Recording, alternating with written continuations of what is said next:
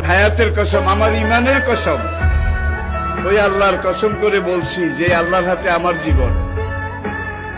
বর্তমান ফিলিস্তিনের যুদ্ধ শেষ হবে, ইমাম মাহাদি এসে যাবে। ইমাম মাহাদি আসার 9 বছর পরে, ইমাম মাহাদি আসার 9 বছর পরে ঈসা আলাইহিস সালাম আসবেন।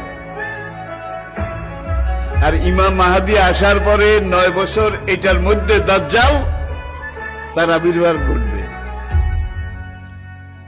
এমন সময় আমি আপনাদের সাথে কথা বলছি, হাদিসের ভাষ্য অনুযায়ী মনে করেন দাজ্জাল আপনার বাড়ির দরজায় এসে দাঁড়িয়েছে। এমন সময় আমি আপনাদের সামনে কথাগুলো বলছি, যেই সময় মনে করেন ইমাম মাহাদি আপনার ঘরের সামনে এসে দুয়ারের কড়া নাড়তেছে। কত কাছে!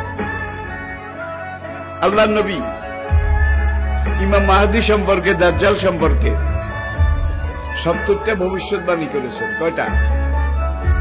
তার মধ্যে 66টা হয়ে গেছে, বাকি আছে কয়টা?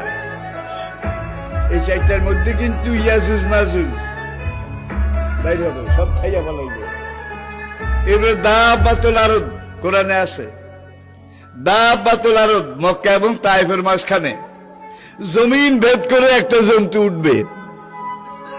সেই জন্তুটা রাতের শেষ প্রহরে মাথা উঁচু করবে। মাথা এত উঁচু করবে, কাবা থেকে দেখা যাবে, ইয়ামেন থেকে দেখা যাবে, বাইতুল মাকদাস থেকে তার কল্লা দেখা যাবে।